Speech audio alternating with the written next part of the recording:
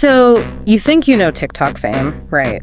The dances, the trends, the seemingly perfect lives played out in these little 60-second videos. Yeah, it looks so polished. Exactly. But what happens when that whole, carefully built online world just crashes into a very real, very serious situation?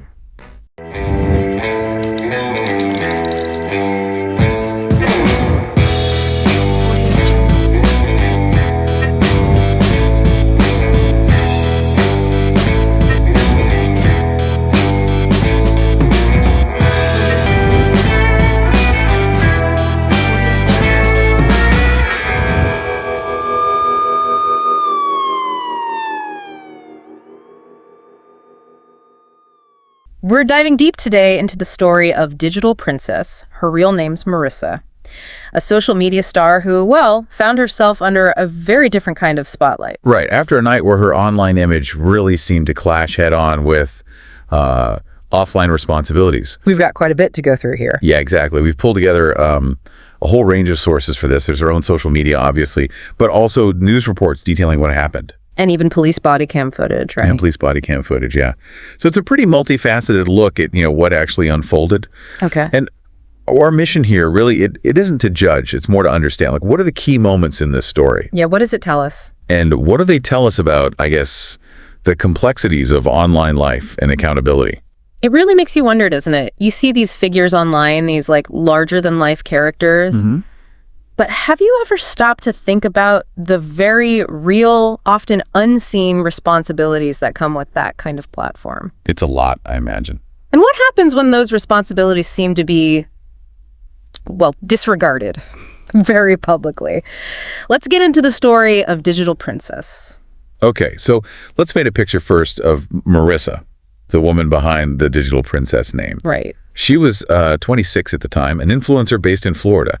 You built this pretty big online presence known as the Queen of TikTok Cosplay. Okay, Queen of Cosplay. How many followers are we talking? Over 2 million followers, which is significant. Wow. But it wasn't just, the princess dresses and costumes. Her content also included stuff she called spicy material. Spicy. Well, more overtly sassy and maybe seductive side to her online image. So there's this contrast right from the start between the sort of whimsical cosplay and this other side. Right, that sass and seduction thing you mentioned in the outline. Interesting mix. Yeah. So she cultivated this whole online identity, this carefully managed persona. Mm-hmm. But then you fast forward to one particular night in 2021 and, the fairy tale takes a pretty dark turn.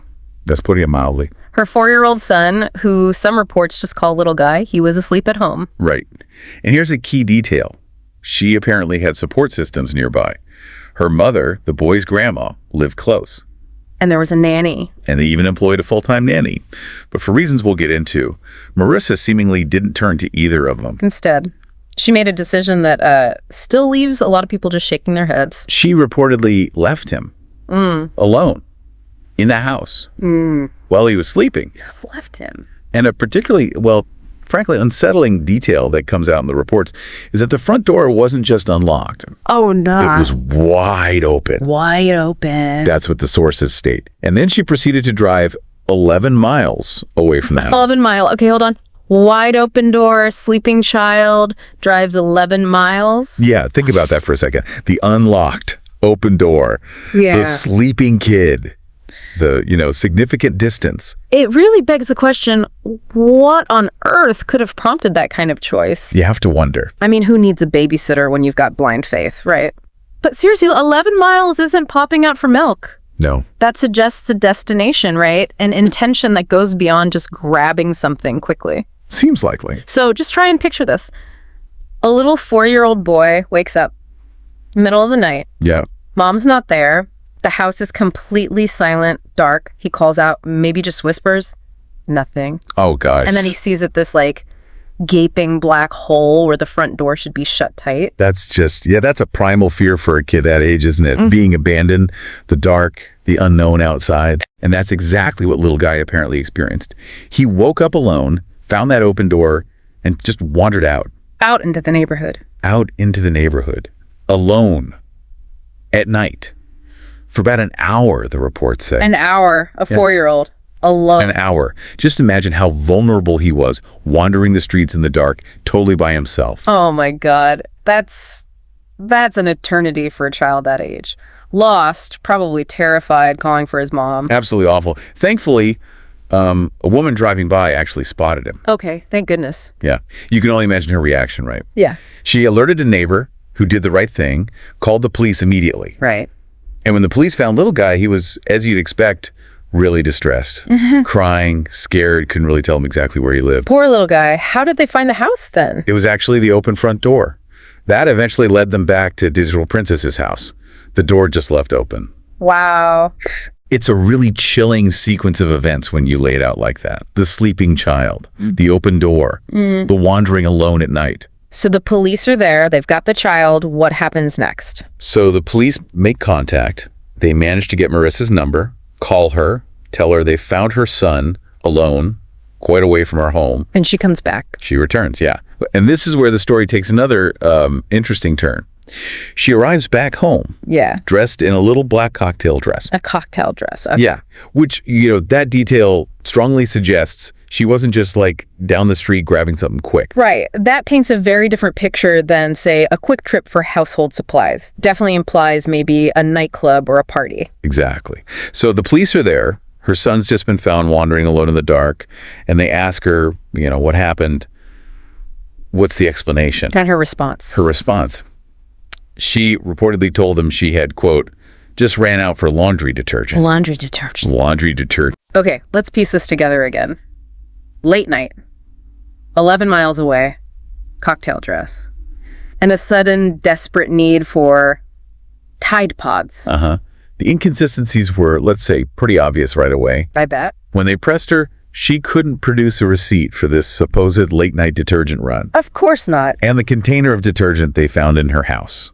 Already half used. Half used, so not a new purchase. Doesn't look like it. So the police, they're faced with this vulnerable child found alone in the dark and a story that just really didn't add up.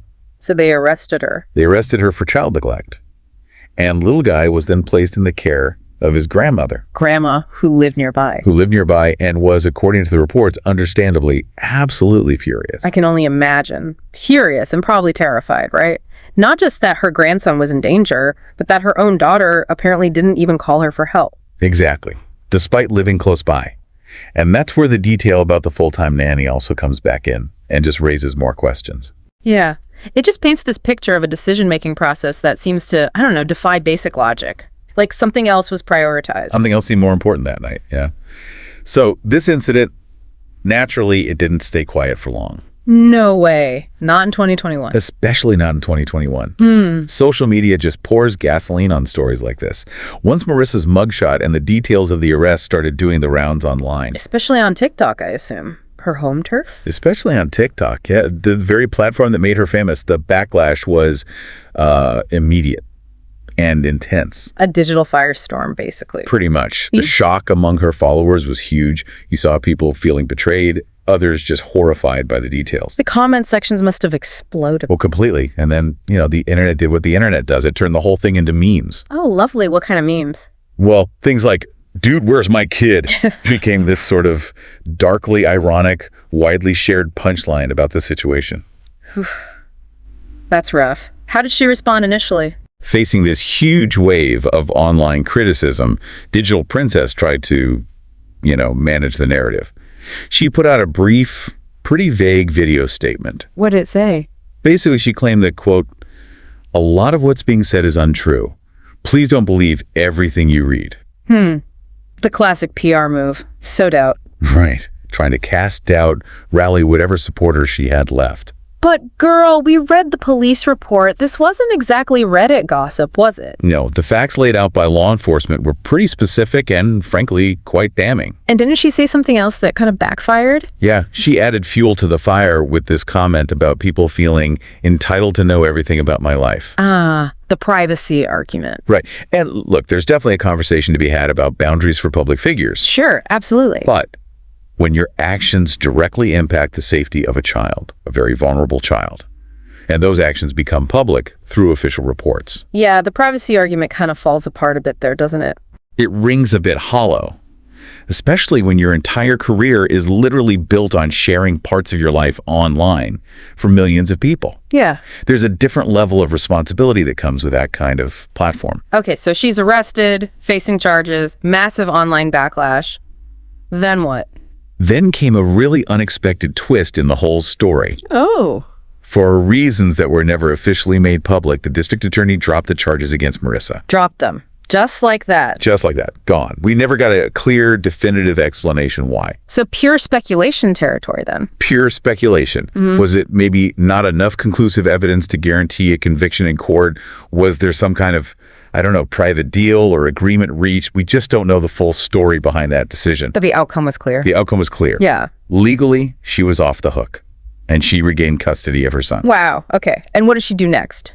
Keep a low profile. Well, her next move was, let's just say controversial. Very controversial. She announced that she was finally going to share her side of the story. Exclusively on her OnlyFans platform, behind a paywall. Oh, wow. She was going to charge people to hear her explanation for the alleged child neglect incident. That's how it was perceived, yes. Yeah. And the reaction was immediate outrage, just sheer outrage online. I can imagine. People must have seen it as trying to profit off the whole situation. Exactly. A blatant attempt to monetize something involving alleged child neglect. The ethics of that were, fiercely debated everywhere online. Accusations flew that she was exploiting the situation, exploiting concern for her son for money. Did she actually post the video? The explanation? Interestingly, no. While she definitely teased this big tell-all video, it never actually appeared on her OnlyFans. Wonder why. Cold feet, maybe. Or just decided against it after the backlash. Could be either. Or maybe it was just a tactic to drive subscriptions. Who knows? She did continue posting other content, just not that specific explanation everyone was waiting for. Okay, so the charges are dropped. The OnlyFans explanation never happens. Where does the story go from there? Well, things quieted down a bit, but then in 2023, a YouTube channel called Explore With Us, they do these deep dives into crime stories. They got hold of the police body cam footage from the night of Marissa's arrest. The actual footage. The actual footage. And they released it. This provided, a visual and audio record of the encounter. And did it match the police reports? Largely, yes. It seemed to corroborate most of the key details that were in the initial police report. It gave a much more unfiltered look at the whole interaction. So it kind of solidified the narrative that was already out there. Pretty much, yeah. It seemed to dispel any lingering doubts or alternative theories people might have had. Right. So that brings us more or less up to date. What's the situation now in 2025? Well, bringing us to the present, yeah. If you go to Digital Princess's TikTok profile today, there's a pinned text post right at the top. What does it say? An apology? It's maybe described best as a sort of half apology. It's brief. She acknowledges making mistakes, says she has changed, mentions she's in therapy now. Okay, so acknowledging fault, but maybe not a full deep dive into it. Exactly. And it seems like for at least some part of our audience, that message has been enough. The internet moves on, doesn't it? It really does. The initial intense wave of outrage has definitely calmed down. The internet's attention span, you know how it is. It's moved on to the next story, the next controversy. The algorithm keeps feeding new things. So the drama has mostly subsided for her online. It seems that way, yeah. But when you take a step back, look at the whole thing. There are still some pretty big fundamental questions just hanging there, aren't there? Oh, absolutely. Like, what really happened that night? What was the actual reason she left? Was it just a moment of incredibly poor judgment, a serious lapse in maturity with potentially devastating consequences? Or was it maybe part of a deeper pattern? Something more concerning about her behavior or priorities? We really only have these fragments, these pieces of the full picture. Yeah, we don't have the full context. And maybe the biggest question, the one that really sticks with me, is this. Would this whole story have blown up the way it did? Would it have received nearly the same level of intense public scrutiny and, the sheer volume of outrage if Marissa hadn't been famous? If she was just a regular person? Yeah. Does having that online platform just amplify these kinds of incidents?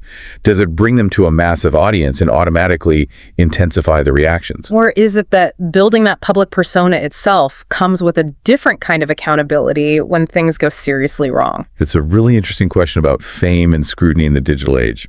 It's a truly unsettling story when you think about it. Just a stark reminder of the potential gap between that shiny, curated online world and the messy, unpredictable, sometimes really harsh realities of offline life. Absolutely. This deep dive into the digital princess case has given you something to think about. Please do consider sharing it. Someone else might find it just as compelling. Yeah, definitely share it.